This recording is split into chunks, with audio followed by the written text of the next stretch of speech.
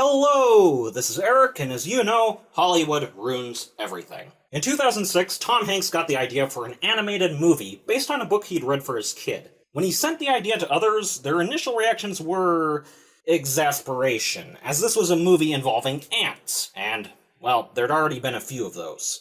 But eventually, they put aside those reactions, came together, and Legendary Pictures produced their first animated film, alongside DNA Productions, who would never make an animated film ever again. And then, when it was released, the critics and the audience all gave it a resounding meh, and completely forgot about it. Well, I haven't forgotten. I remember this being my favorite film for a few months as a kid, so let's see if my nostalgia is justified. This is The Ant Bully.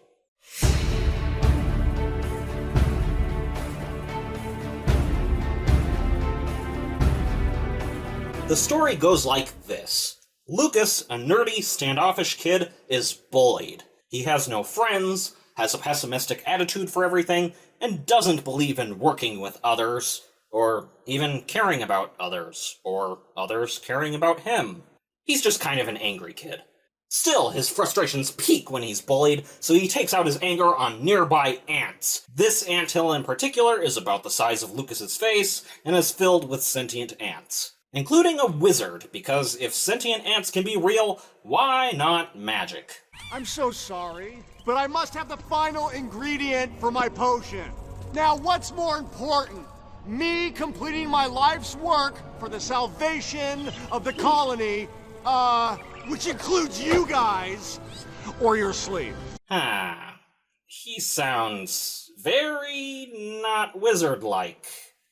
Who voiced this guy? Nicolas Cage? What, this guy?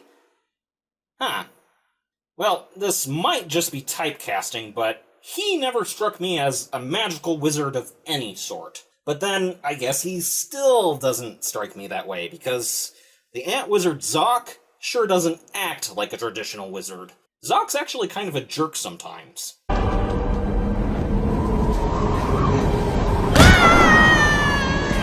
But I'm getting ahead of myself. Zoc makes a magic potion, sneaks into Lucas's room, and then dumps it into the kid's ear. And Lucas shrinks down to the size of an ant. The ants bring him before their queen, who says they can either kill him or change him. She decides on the latter and says that in order to become big again, he must learn their ways and become an ant. Hova, a nurse ant who happens to be Zoc's girlfriend, promises to teach Lucas their ways, which sets off a drama between Zoc and Hova that doesn't really go anywhere. Relationship exploration is usually nice, but this just kinda seems tacked on to the rest of the story. Anyways, Lucas learns how to forge food, and how ants are basically communists, and that they work together without payment for the good of the colony. He remains pessimistic about everything, which is actually pretty understandable when they continually expect him to match the physical capabilities of an ant. Hurry, Lucas! Run low! Then comes a battle scene where the ant colony has to fight off wasps. Lucas uses his human intellect to light a firecracker, which scares the wasps off. And while most ants are happy, Zoc is not. But no one cares about Zoc, so they go and celebrate their victory by eating worm poop. And yeah, it's supposed to be funny, but it's not. The humor doesn't get much better than this. So, after an offhand comment, the ants take Lucas into their holy space, where icons depict what is basically the ant god and the ant devil. Only, the devil looks familiar. And Lucas realizes something. Earlier in the movie, an exterminator basically tricked Lucas into signing a contract while his parents went on vacation. Don't think about the fact that the signatures of children aren't legally binding. That doesn't matter. What matters is that this exterminator, who happens to be the most feared creature in ant mythology, will be coming around to kill them all soon.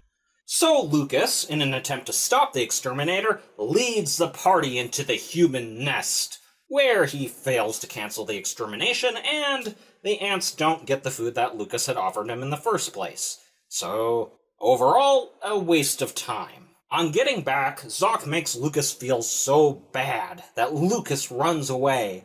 Everyone else shames Zoc for doing that, and when they find Lucas, he's been eaten by a frog. Zoc, trying to get on Hova's good side, actually gets himself eaten to save Lucas. In the process, we meet several characters who are only mildly amusing, but they don't really have too much in the way of redeeming value, so thank goodness they'll never show up again. Right? Right. And after that, Zoc and Lucas have a long talk where they reconcile the differences between ants and humans, and Lucas questions the motivations of the bullies who pick on him. The message isn't terribly strong since it's not appreciably woven into the rest of the plot, but that's alright because I've ceased to care. The next day, the Exterminator comes.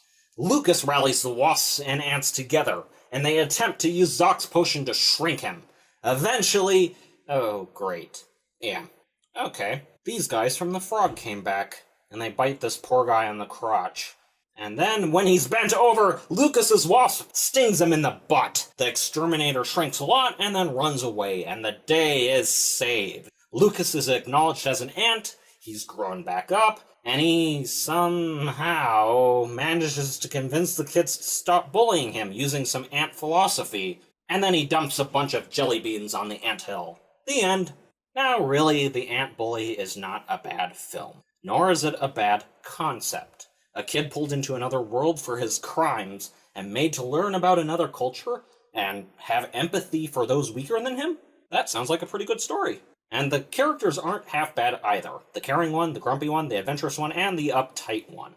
But this execution of those just doesn't work. Zoc is a selfish jerk, and that doesn't really change. His drama with his girlfriend doesn't touch the heartstrings, and his place in the story is more along the lines of a plot device than anything else.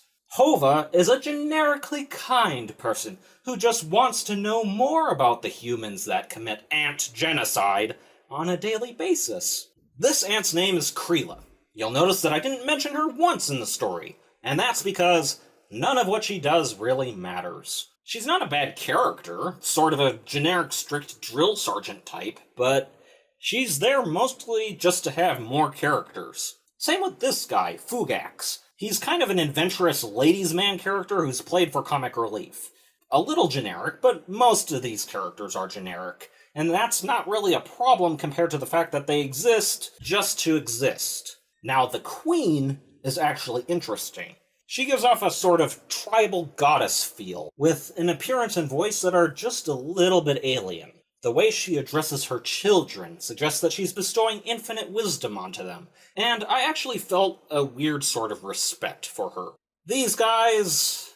what are they even doing here? Fugax was the comic relief. These guys are just more characters for the sake of having more characters. Speaking of comic relief, let me recount the sophisticated humor of this film. Ahem. Bedwetting, farts, underwear, pee, butts, poop, burping, more poop, buttholes, more farts, snot, and crotch shots. Oh... I mean, there are a couple of jokes that are just slightly above this level. Headphones!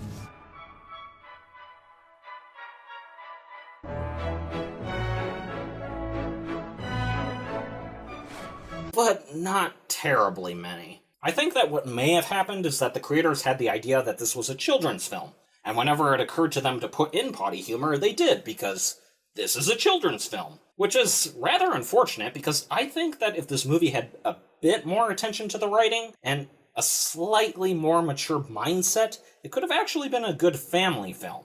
On top of this, sometimes the voice acting seemed off, and not just with Zoc. Oh no, Zoc, I'm mildly inconvenienced. Overall, I'd say I'm not exactly sure why Kid Me enjoyed this, except maybe that I was just content with anything at that point. Any animation, any cartoons. Ah well, it's a below-average film with decent animation. It's boring, a little disgusting, and there's not much in the way of redeeming value. There's not much in it for the adults, and there's far better kids' movies if you're looking for something to show a kid. I honestly don't think there's much else you could say about it. Perhaps it's best if it's just forgotten. So that was The Ant Bully. If you've seen the movie, please let me know what you thought in the comments below.